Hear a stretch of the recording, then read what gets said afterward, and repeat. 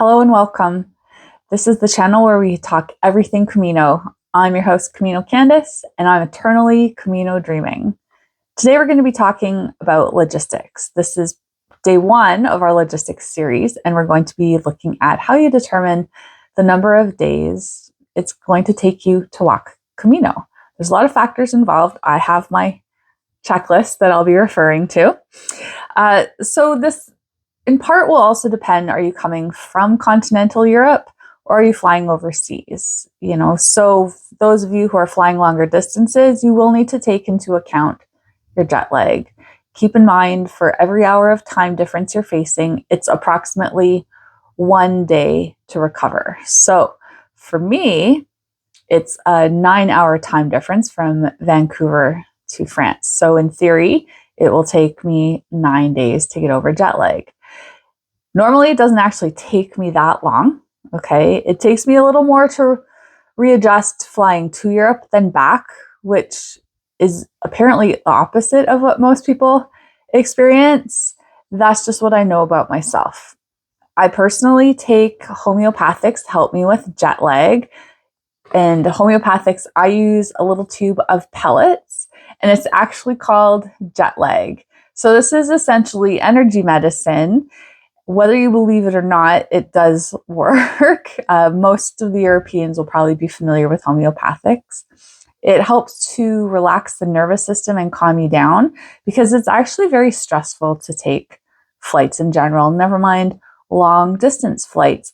Then you're also dealing with, stress of potential connections and just airlines in general. And who knows who you're going to be seated next to or behind on a flight. So a homeopathic can just help calm the system and allow you to sleep better when you arrive to where you're going, and hopefully help cut down on the number of days you need to recover. I'm sure there's other options. This is just my personal preference because I don't believe in suffering that when we don't have to, okay? So now, how do you determine the number of days walking? Well, this will be route dependent and capability dependent, okay? Now, the average number of days to walk Camino Francès from Saint-Jean-Pied-de-Port to Santiago de Compostela is 35 days. To walk Camino del Norte from Irún to Santiago is about 37 days.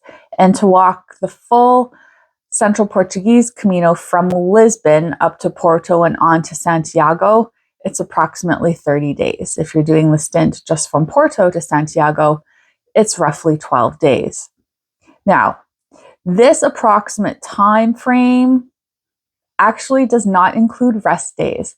So this is I'll put in quotes, expectation, okay, that if you're going to walk, we'll just say Francès in 35 days, that's 35 days of walking every day, an average of about 22 to 23 kilometers. Some days will actually be longer and some will actually be shorter. It just works out to that's the average overall. If you do want rest days, you will have to add those in. So for example, my Camino Francès, it took me 42 days from Saint-Jean-Pied-de-Port to Santiago de Compostela. This was actually 37 days of walking plus 5 days of rest for a total of 42 days. Out of those 5 days of rest, 3 of those, I was actually sick. So not all your rest days are going to be sightseeing and fun. And most of mine were spent in bed, especially the one day. I can't remember which town it was, but I had a slight fever and I was literally in bed all day. I got up to eat some rice and went to the Gregorian chants, and then I was back in bed. But I was up walking my full day the next day because the movement actually helped me feel better, which sounds probably a little bizarre. It's just movement helps move your lymphatic system. And since your lymphatic system is your immune system, if you can get things moving through, drinking lots of water and sweating it out, within your own limits, I knew what I was capable of. My fever was not high. And the next morning when I walked, I didn't actually have a fever.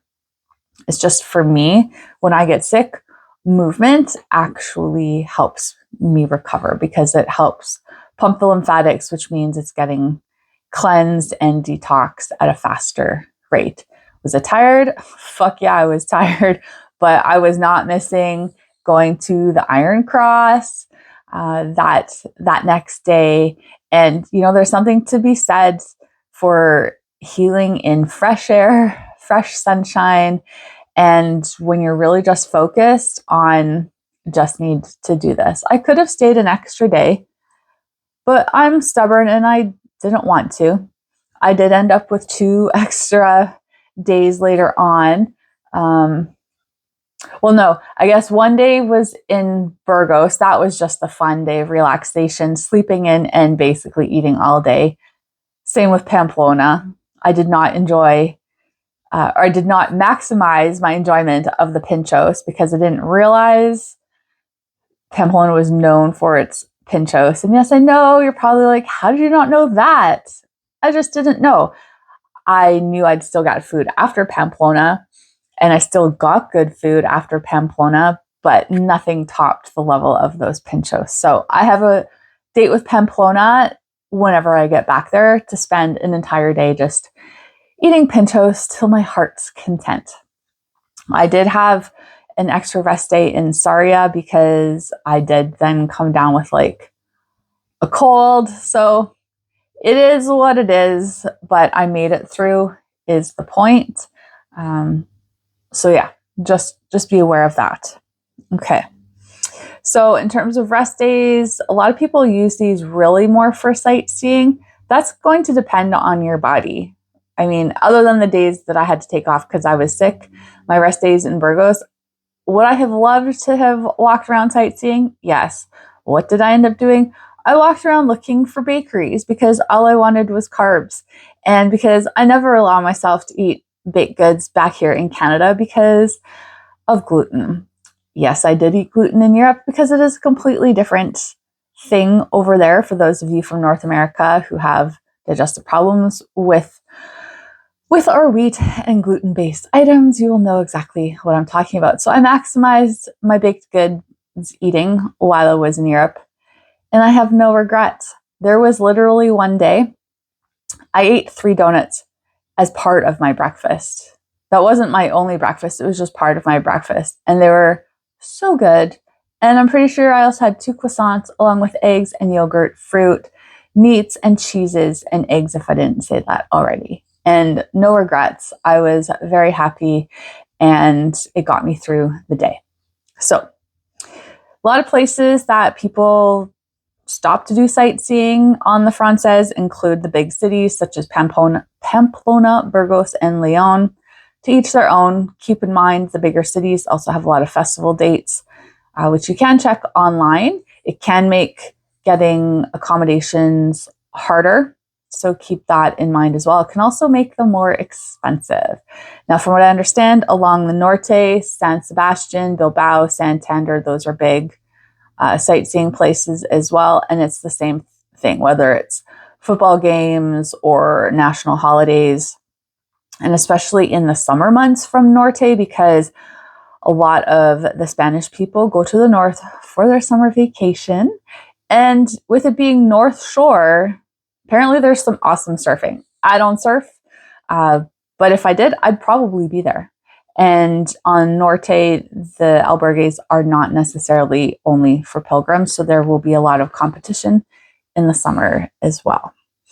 And then in terms of the Central Portuguese from Lisbon, some interesting places would be Tomar, Coimbra, of course, Porto is a big one.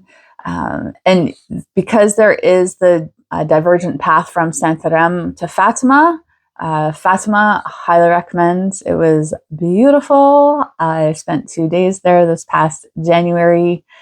It was just magic. So there's lots of options. You don't have to go to those particular places. You might find a little village that you just vibe with, and that's your extra sightseeing day. Your rest day. Rest days really should be taken to actually rest. That means hydration. Hydration does not mean wine and beer. Okay. I am a healthcare practitioner. I'm pretty tough about stuff like that. There's nothing wrong with wine and beer, not at all. And in some cases, it'll probably give you some energy to walk the next day because of the carbs. Just make sure that you are taking the time to hydrate with proper electrolytes. Point of reference in Spain. Okay, their electrolyte drink is called Aquarius. It comes in orange or lemon. I drank so much of that, I thought I was going to turn it into a bottle of Aquarius. By the end of my Camino, I was so sick of drinking it. I would mix it in my Camelback, half Camelback of Aquarius, half with water. And then because I would, wherever I could buy the 1 liter bottles of the Aquarius, I would, because it was about half of that going into my Camelback, I'd fill the rest of that bottle up with water, stick it in my side pouch so I could just refill my Camelback like that. The orange one will stay in your Camelback. I was a little upset, but at the end of the day, it's just a Camelback. Like, okay, I knew it was clean, so whatever. I did score some electrolytes from a few other Canadian ladies who I met. They had gone to a pharmacy and were given those when someone I knew had tried to get electrolytes after that from a pharmacy. The pharmacist was like, no, you don't need them. So it seemed to be kind of hit or miss based on the pharmacist, based on the town. And the woman who gave me her electrolytes, she didn't like them. They saved my butt. So thank you. I was very appreciative of those. You will need electrolytes because of the amount of sweating that you do. Otherwise, it can lead to a lot of brain fog and disorientation, as well as muscle cramps, pain, poor recovery, and poor digestion. Yeah, so keep that in mind. And you know, an electrolyte might come in the form of like potato chips at the end of the day. I always personally carried a bag of corn nuts. Yeah, and one day that was literally all the food I had until dinner time. So although that was not satisfactory in terms of quantity, I was very grateful for the salt. Yes. Okay. So once you are done the Camino, usually you end in Santiago. Okay. Maybe the location will change because maybe you only have like a week or two to actually do the Camino, and then you go back another year and pick up where you left off. And that's okay. Sure, there's going to be people saying, why would you do that? Well, because not everyone has the privilege of spending 6 weeks on a Camino, okay? Especially for those people outside of Europe, at least us in North America. Maybe you get vacation, maybe, okay? I'm self-employed. I only get vacation if I make myself take it. I do not get paid for my time off, so I have to save extra. If people do get paid vacation, and some people get up to 6 weeks paid vacation here, it does not mean that the company they work for will actually allow them to take that all at once. So there's a lot of negotiation that takes place. So keep that in mind when you are also planning. Okay, so once you finish in Santiago or go on to Fisterra and Musha, whatever you decide to do, awesome. Now what? Are you going to go home? Personally, I would say if you have the opportunity in terms of time as well as finances, do not go home. As a Canadian, and I believe as a US citizen too, but check this, don't quote me.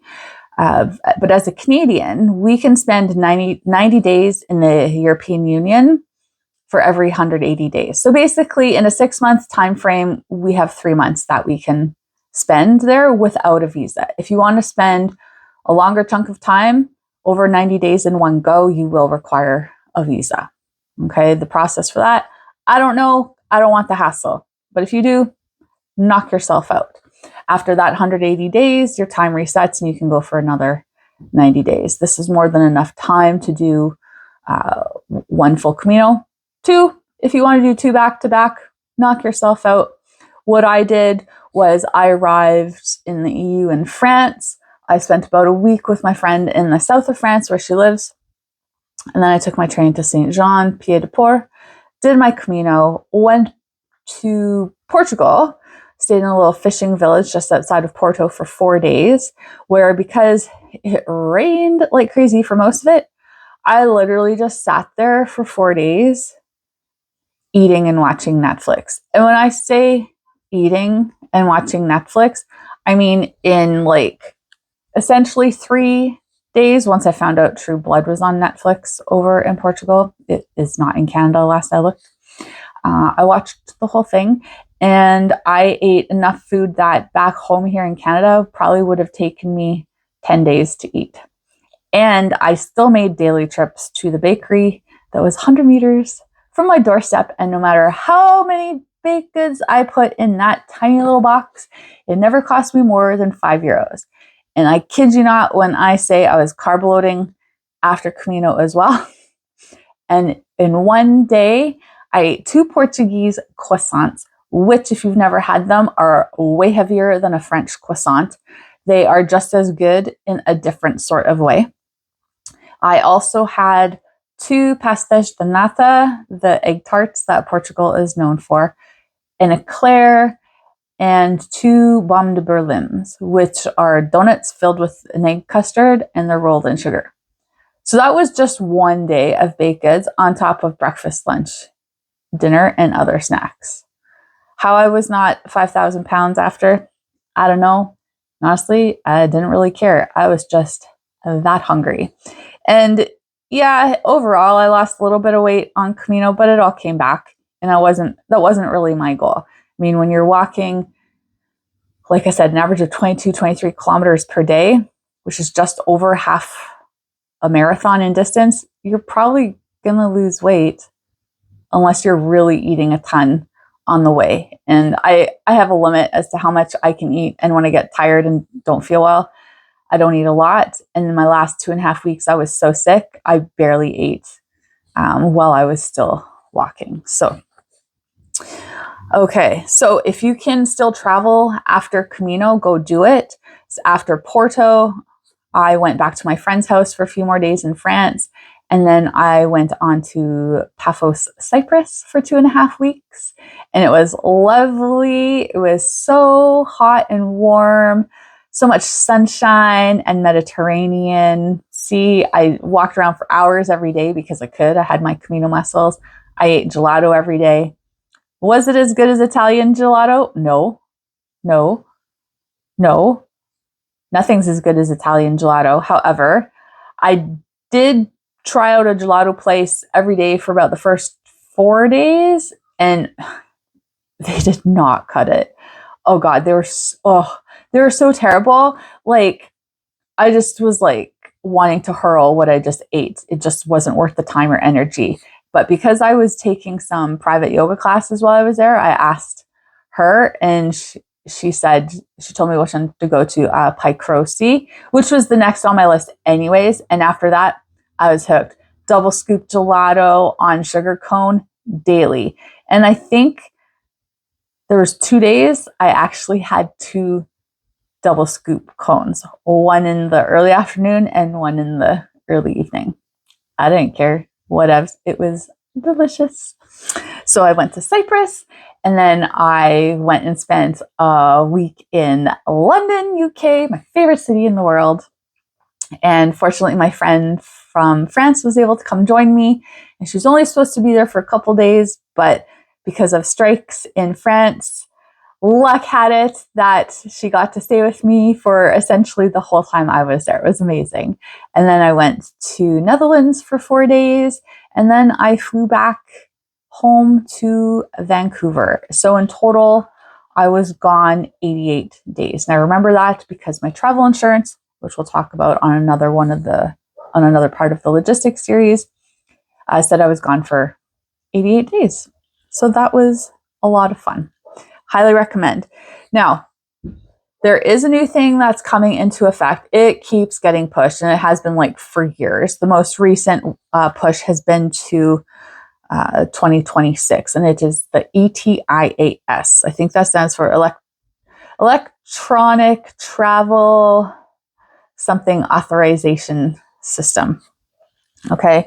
Now, the UK has a separate one from the European Union. The UK's officially started this past January 8th, 2025. And it means that even if you're taking a connecting flight where, say, you go Vancouver to London Heathrow, and like 5 hours later, you're going Heathrow to Paris, you need their version, which is called the ETA, electronic travel authorization. I think it's like £10. It lasts for 2 years. You need that even if you're literally just walking through the airport. Don't hate me. I don't make the rules. Okay. The ETIAS, all the information showing online, it'll be about €7 and it will last 3 years. Okay. And this is to enter any country in what's called the Schengen Zone. That's pretty much like every European country. There's a couple that aren't part of it. But you can check online. But essentially, France and Spain and Portugal, they're all part of this. So if you're going to do Camino, you're going to need it. Italy is also on this list, Germany, Switzerland, all that sort of stuff. So just double check, do your duties, because you could get sent back and then no Camino for you. And honestly, that would just really suck. And I would really hate to hear that story. So if you do it, you should essentially get authorization right away. It comes in a digital format. It's attached to your passport. So it's good for 3 years or until your passport expires, whichever happens first. All right. Now, the other part that determines how long you're going to need for number of days on the Camino is knowing your body. Okay. Yeah, you will gain strength over time. Do not let the first essentially 2 weeks on Camino tell you that you cannot do this, because you can.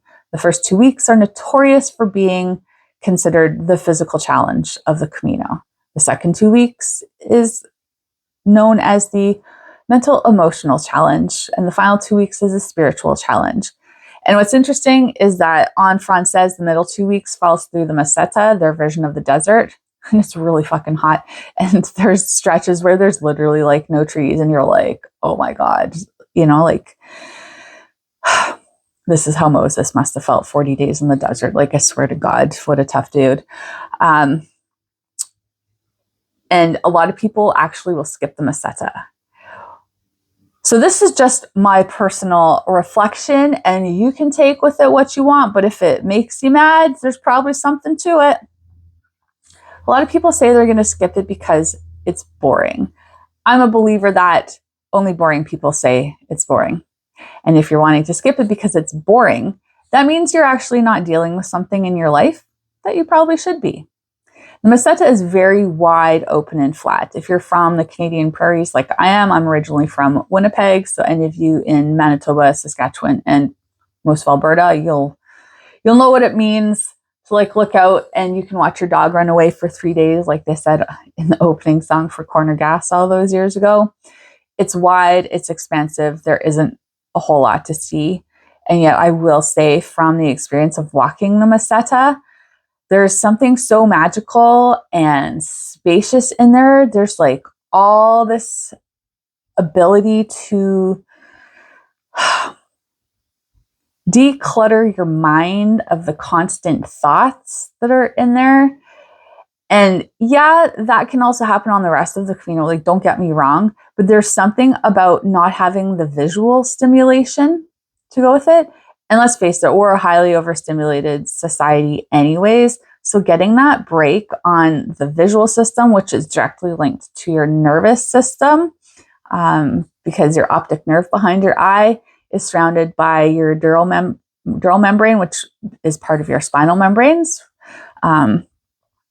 Yes, nerd alert, but this is what I do for a living, guys. And so yeah, to take out the visual stimulation, it changes how your nervous system works. It gives you the space. It allows you to feel calm. Plus the constant movement. I mean, we all know exercise gives endorphins. Plus, if you're in the sun, I mean, your body is producing the hormone vitamin D, which is a feel-good hormone, and yeah, it's hot. Yeah, it can be taxing. And yes, you can see the towns like 10 kilometers away and they do not look like they're getting any closer. But if that's what you focus on, you're going to have some problems. This is when you have to dig deep. Do not skip the meseta. Do not. I urge you. You will be happy that you did it. And all of the stuff that comes up, and it'll likely be stuff that you don't want to deal with. And this doesn't mean it's a negative thing, guys. Okay. Like this could be even positive things, you know, the dreams that you have for yourself that you don't allow yourself to dream while you're at home in regular life. Guaranteed, those will come flying back into your head when you have the space for it. This is a chance to reconnect to yourself. This is a chance for your higher self to start reconnecting with you as you move forward to go into that spiritual space of the final couple of weeks. Do not cheat yourself of this opportunity. If you decide, no, I'm just going to take a train or whatever it is people do to get through the meseta faster, some people bike. I mean, if you're biking the whole Camino, that's like a totally different situation. If you're choosing to only bike the meseta just to get it over with, I strongly urge you to question as to why you need to get something over with. It's in the moments that we are challenged that we learn what we are made of. We learn to dig deep. We learn to cultivate resilience. We find out what we're made of. We also learn where all the bullshit stories that other people have put on top of us have actually come from. And we learn how to separate what is us from other people. Doesn't mean your life is perfect after you've walked the meseta. God knows mine wasn't.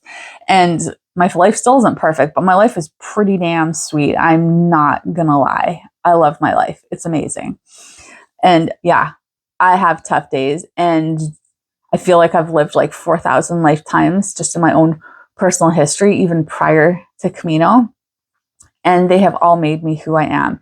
And this stuff came up not just on meseta, but the whole way along Camino. It came up even when I was walking Lisbon to Fatima. And that was 7 days of walking with 2 days rest in between because of crazy blisters. And there was a lot of processing. And you know what? I didn't cheat myself. I let myself cry. I let myself scream. Hell, I even threw rocks one day while I was on Francès. I probably looked like a crazy person. And I'm okay with that, whatever, because if people are saying they didn't have emotions come up, they're either liars or they're burying stuff so far down and they're not giving themselves the ability to allow it to come up that it's going to come and bite them in the ass.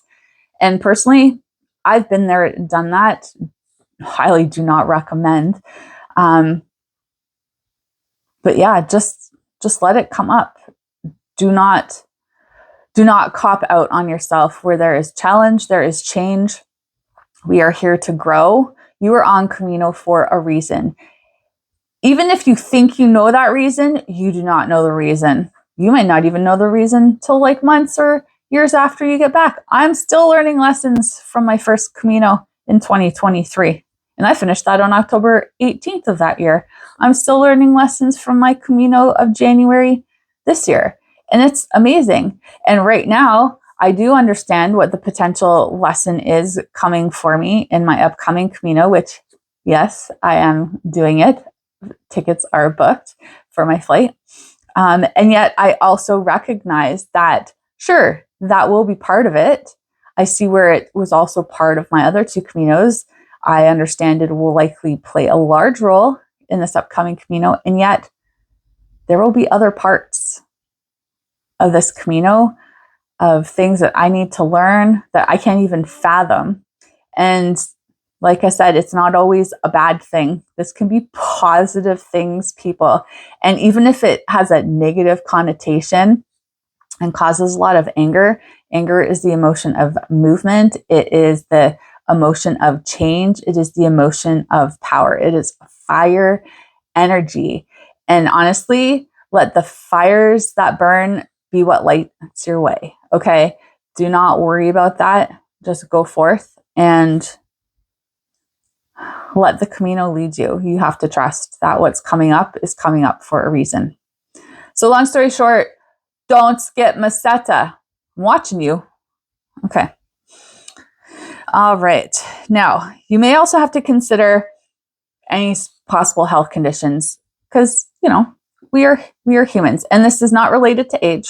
Okay, so I don't want to hear this bullshit of, oh, I'm old, I can only do so much. Screw that. The majority of people I met on Camino were 60 plus, okay? And they were hauling ass. And putting me to shame. And it is what it is. And then, of course, you're going to get the 20-some-year-olds who did put us to shame. Like, they're walking like ridiculous amounts, 40, 50 kilometers a day. Some of them are even running. It's like, okay, cool, you can do that.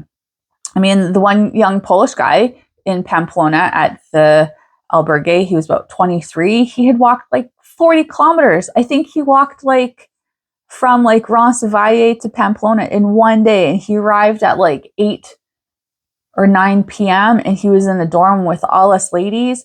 And it was awesome having us there because we had a bug in the room and it was a big bug. Okay.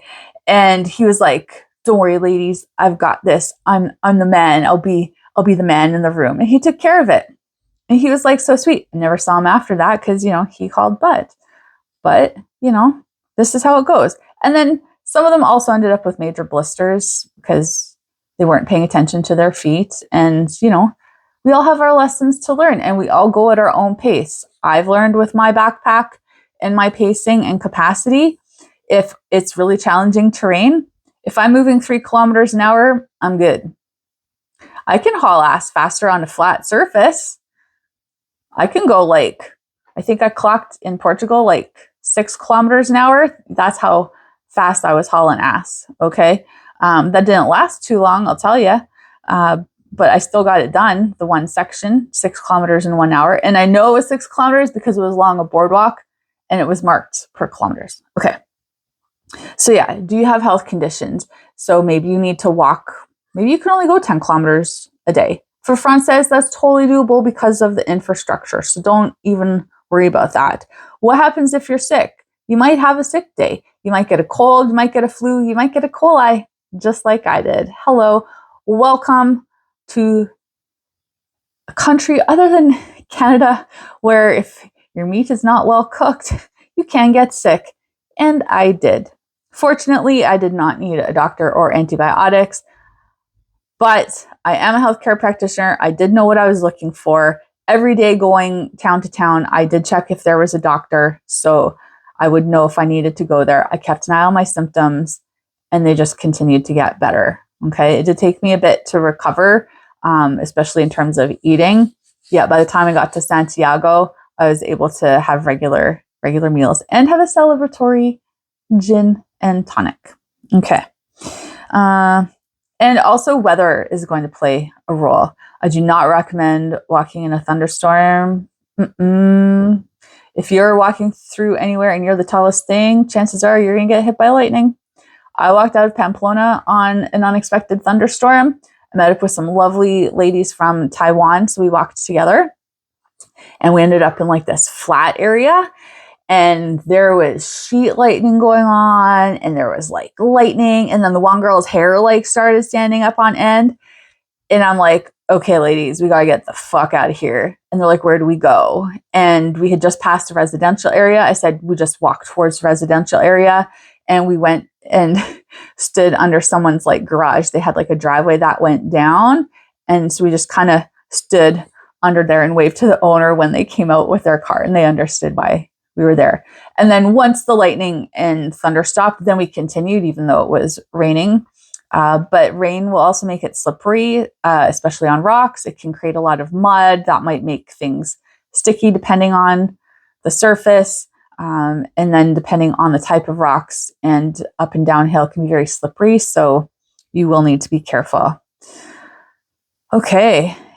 I think I've covered everything in terms of the number of days. So yes, like I said, Francès is average of 35. It took me 42.